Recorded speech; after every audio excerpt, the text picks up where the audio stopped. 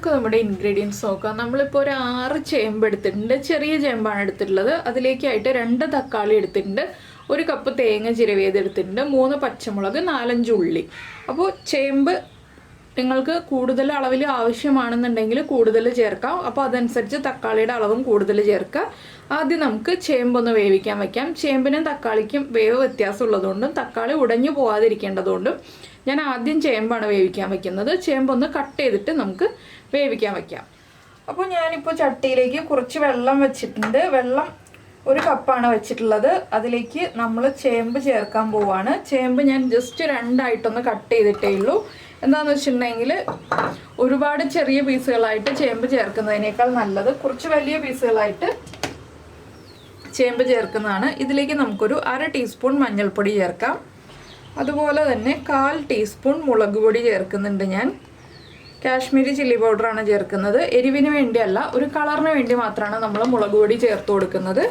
ഇപ്പോൾ ഉപ്പ് ചേർക്കുന്നില്ല കേട്ടോ, ഉപ്പ് പിന്നീട് ചേർക്കുന്നുള്ളൂ. ഇപ്പോൾ നമ്മൾ ചേർക്കുന്നത് പച്ചമുളകാണ്. ഇനി പച്ചമുളക് ഒന്ന് സ്പ്ലിറ്റ് ചെയ്തിട്ട്, കുറച്ച് വലിയ പച്ചമുളക് ആയതുകൊണ്ട് ഒന്ന് കുറുകെ കട്ട് ചെയ്തും കൂടി ചേർക്കുന്നുണ്ട്. ചെറിയ പച്ചമുളകൊക്കെ ഒന്ന് സ്പ്ലിറ്റ് ചെയ്ത് മാത്രം ചേർത്ത് കൊടുക്കാം. അപ്പോൾ വലിയ ചേമ്പാണെങ്കിൽ കുറച്ചുകൂടി ചെറിയ പീസുകളായിട്ട് നിങ്ങൾക്ക് കട്ട് ചെയ്യാം കേട്ടോ. വലിയ ചേമ്പിനെ ഒരു 4 പീസൊക്കെ ആയിട്ട് കട്ട് ചെയ്യാം. ഞാനിപ്പോൾ 2 പീസായിട്ട് കട്ട് ചെയ്തിട്ടുള്ളൂ. അപ്പോൾ ഇതൊന്ന് കുക്കായി വരട്ടെ.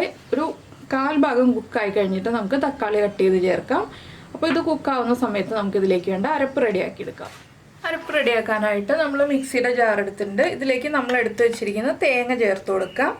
അതുപോലെ തന്നെ ഒരു 1/4 ടീസ്പൂൺ നല്ല ജീരകം, നമ്മുടെ ക്യുമിൻ സീഡ്സ് ചേർക്കാം. പിന്നെ ഞാൻ ചേർക്കുന്നത് ഒരു 7-8 കുരുമുളകാണ്. കുരുമുളക് ചേർക്കുമ്പോൾ കുറച്ചുകൂടി ടേസ്റ്റ് കൂടും നമ്മുടെ കറിക്ക്. ഇനി ഇത് രണ്ടും ചേർത്ത് തേങ്ങയും ചേർത്ത് നന്നായിട്ടൊന്ന് അരച്ചെടുക്കാം. ഞാൻ അരച്ചെടുക്കട്ടെ. ഇപ്പോൾ നമ്മുടെ അരപ്പൊക്കെ റെഡിയായി വന്നിട്ടുണ്ട്. ഇനിയിപ്പോൾ നമ്മുടെ ചേമ്പും 1/4 ഭാഗം കുക്കായി വന്നിട്ടുണ്ട്. ബാക്കിയുള്ള കാര്യങ്ങൾ നമുക്ക് നോക്കാം. അപ്പോൾ നമ്മുടെ ചേമ്പിലേക്ക് നമുക്ക് ഒരു തക്കാളി 8ആയിട്ടാണ് ഞാൻ കട്ട് ചെയ്തെടുത്തിട്ടുള്ളത്, അത് ചേർത്ത് കൊടുക്കാം. അതുപോലെ തന്നെ ചേമ്പിനും തക്കാളിക്കും ആവശ്യമായിട്ടുള്ള ഉപ്പ് ചേർക്കാം. ഇനി ഒന്ന് ഇളക്കി മിക്സ് ചെയ്ത് കൊടുക്കുക. വെള്ളം കുറവാണെങ്കിൽ കുറച്ചുകൂടി വെള്ളം ചേർത്ത് കൊടുക്കാം. ഞാനിപ്പോൾ വെള്ളം ചേർക്കുന്നില്ല കേട്ടോ. എന്താണെന്ന് വെച്ചാൽ തക്കാളിയും കൂടി കുക്കായി വരാനുള്ള വെള്ളമുണ്ട്. അപ്പോൾ ഇനി ഒന്ന് അടച്ചു വെച്ച് കുക്ക് ചെയ്യുക. തക്കാളിയൊക്കെ ഒന്ന് കുക്കായി വന്ന് ചേമ്പും കുക്കായി കഴിയുമ്പോൾ നമുക്ക് അരപ്പ് ചേർത്ത് ബാക്കിയുള്ള കാര്യങ്ങളൊക്കെ ചെയ്യാം. അപ്പോൾ ഇതെല്ലാം കുക്കായി വരട്ടെ. അപ്പോൾ നമ്മുടെ തക്കാളിയും ചേമ്പും ഒക്കെ കുക്കായി വന്നിട്ടുണ്ട്. നമുക്കിനി ഇതിലേക്ക് അരപ്പ് ചേർത്ത് കൊടുക്കാം. അരപ്പിലേക്ക് അത്യാവശ്യം വെള്ളത്തോടു കൂടിയാണ് നമ്മൾ അരപ്പ് ചേർത്ത് കൊടുക്കുന്നത്. കുറച്ചുകൂടി വെള്ളം ഞാൻ ചേർക്കുന്നുണ്ട്. ഇനി അരപ്പൊന്ന് ഇളക്കി മിക്സ് ചെയ്ത് ഒന്ന് ചൂടാക്കി എടുക്കുക. തിളയ്ക്കരുത്, ഒന്ന് ചൂടായി വരാനേ പാടുള്ളൂ. നന്നായിട്ടൊന്ന് ചൂടായി വരുന്നത് വരെ ചെറുതായിട്ടൊന്ന് ഇളക്കി കൊടുത്തുകൊണ്ടിരിക്കുക. ഒരു 2 മിനിറ്റ് എടുത്തിട്ടുണ്ടെങ്കിൽ നമ്മുടെ അരപ്പൊന്ന് ചൂടായി വന്നോളും.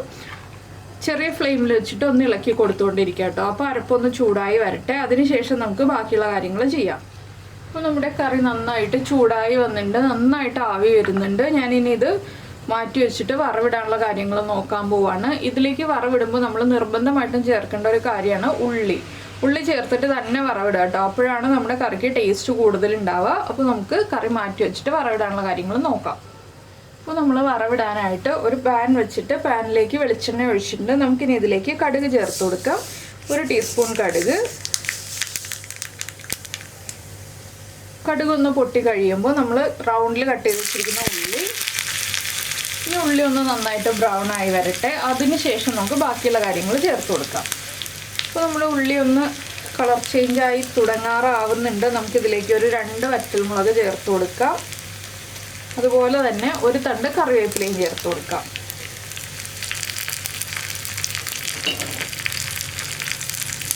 ഇനി നമുക്കിതൊന്ന് ഇളക്കി മിക്സ് ചെയ്യാം.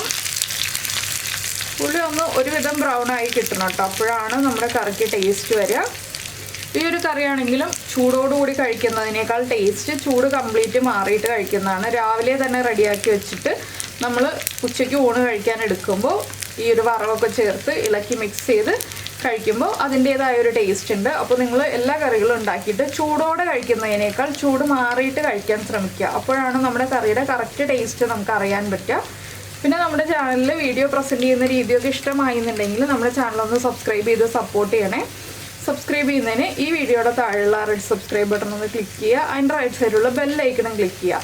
അപ്പോൾ ഓൾ എന്ന് പറഞ്ഞിട്ടൊരു ഓപ്ഷൻ കാണാം. ആ ഓളും കൂടി പ്രസ് ചെയ്തിട്ടുണ്ടെങ്കിൽ ഞാൻ എപ്പോഴും വീഡിയോ അപ്ലോഡ് ചെയ്യുമ്പോൾ നിങ്ങൾക്ക് നോട്ടിഫിക്കേഷൻ വരും. അപ്പോൾ ഇത് കണ്ടോ, നമ്മുടെ ഉള്ളിയൊക്കെ ബ്രൗൺ ആയി തുടങ്ങുന്നുണ്ട്. നമുക്ക് ഫ്ലെയിം ഓഫ് ചെയ്തിട്ട് ഇത് കറിയിലേക്ക് ചേർത്ത് കൊടുക്കാം. അപ്പോൾ നമ്മുടെ വറവ് ഞാൻ എന്താ കറിയിലേക്ക് ചേർക്കുകയാണ്. ഇത്രയേ ഉള്ളൂ നമ്മുടെ കറിയുടെ പരിപാടി. അപ്പോൾ നിങ്ങൾക്ക് എല്ലാവർക്കും ഈ ഒരു റെസിപ്പി ഇഷ്ടമായിട്ടുണ്ടെങ്കിൽ ഒന്ന് ലൈക്ക് ചെയ്യാനും അതുപോലെ തന്നെ കമൻറ്റ് ചെയ്യാനും മറന്നു പോകരുത് കേട്ടോ. ഇഷ്ടമായോ ഇല്ലയോ എന്നുള്ളത്. ഇഷ്ടമായിട്ടുണ്ടെങ്കിൽ ഉറപ്പായിട്ടും കമൻറ്റ് ചെയ്യണേ ഇഷ്ടമായോ ഇല്ലയോ എന്നുള്ളത്. അപ്പോൾ എന്തായാലും നമുക്ക് നമ്മുടെ അടുത്ത റെസിപ്പിയുമായിട്ട് അടുത്ത ദിവസം വീണ്ടും കാണാം.